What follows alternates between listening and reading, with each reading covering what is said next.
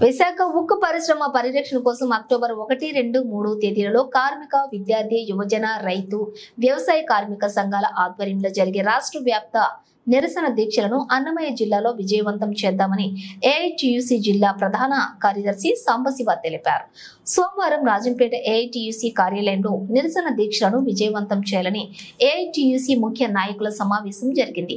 ఈ సందర్భంగా ఏఐటియుసి జిల్లా ప్రధాన కార్యదర్శి సాంబశివ, జిల్లా ఉపాధ్యక్షులు ఎంఎస్ రాయుడు మాట్లాడుతూ, కేంద్రంలో బీజేపీ ప్రభుత్వం మూడోసారి అధికారంలోకి వచ్చిన తర్వాత విశాఖ ఉక్కు పరిశ్రమ పరిస్థితి మరింత ఆందోళనకరంగా మారిందన్నారు. విశాఖ స్టీల్ దేశంలోనే నాణ్యమైనదని, ఎక్కువగా డిమాండ్ ఉన్న స్టీల్ కావాలనే ఉత్పత్తి తగ్గించి కేంద్రంలోని బీజేపీ ప్రభుత్వం పరిశ్రమను నష్టాల్లోకి నెట్టి ప్రైవేటీకరణ చేయాలని కుట్ర పన్నుతోందన్నారు.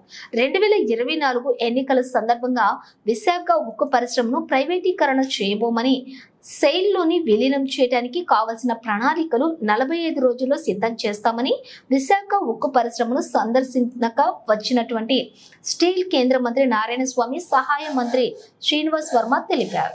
ఇతర ప్రజా సంఘాలను కలిసొచ్చే రాజకీయ పక్షాలు కూడా కలుపుకొని 1, 2, 3 రోజుల పాటు రాయచోటి జిల్లా కేంద్రంతో పాటు మిగతా జిల్లాంతటా నియోజకవర్గ కేంద్రాల్లో కూడా ఈ నిరసన దీక్షలో విజయవంతం చేయాలని చెప్పి ఏఐటియుసిగా జిల్లా కార్మిక వర్గానికి ప్రజలు కూడా అప్పీల్ చేస్తూ ఉన్నాం.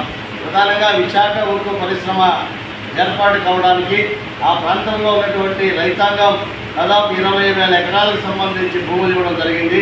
32 మంది ప్రాణాల బలిదానాలతో అది విశాఖ ఉద్యమం విశాఖ పట్టణానికే పరిమితం కాకుండా ఉమ్మడి ఆంధ్రప్రదేశ్ రాష్ట్రమంతా కూడా విశాఖ ఉక్కు ఆంధ్రుల హక్కు అనేటువంటి నినాదంతో పెద్ద ఎత్తున కూడా రాష్ట్ర వ్యాప్తంగా ఉద్యమాలు చేసి ప్రాణాలు త్యాగాలు చేసి సాధించుకున్నటువంటి విశాఖ ఉక్కు పరిశ్రమ ఈరోజు ఆ విశాఖ ఉక్కు పరిశ్రమను కేంద్రం దాన్ని ప్రైవేటీకరణ చేస్తామని చెప్తా ఉన్నది.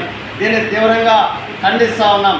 2024 ఎన్నికల సందర్భంగా విశాఖ ఉక్కు పరిశ్రమను మేము ప్రైవేటీకరణ చేయబోమని, దాన్ని కాపాడుతామని చెప్పి ఈ రాష్ట్రంలో కార్మిక వర్గం సంబంధించి ఓట్లను దండుకోవడానికి, పేద ప్రజల ఓట్లను దండుకోవడానికి అబద్ధపు హామీలు ఇచ్చినటువంటి కేంద్ర ప్రభుత్వం ఎన్నికల తర్వాత విశాఖ స్టీల్ ప్లాంట్కి సంబంధించినటువంటి కేంద్ర మంత్రి కుమారస్వామి, సహాయ మంత్రి శ్రీనివాస్ వర్మ ఇద్దరు వచ్చి 45 రోజుల్లో దీనికి సంబంధించినటువంటి ప్రణాళికలు సిద్ధం చేస్తూ ఉన్నాం.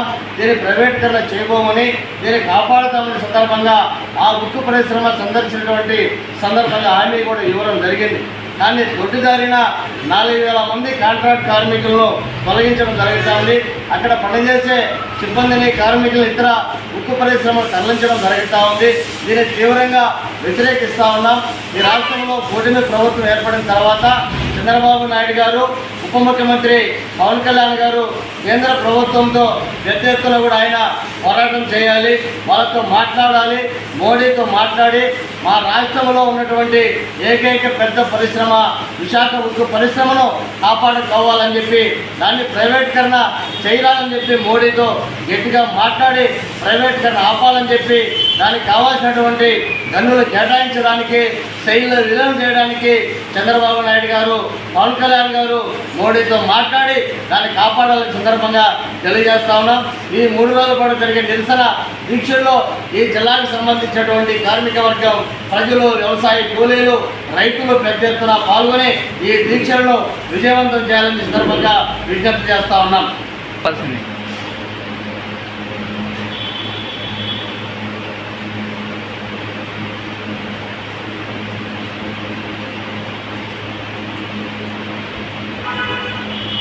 వాళ్ళు కటింగ్లు పెట్టుకుంటారు.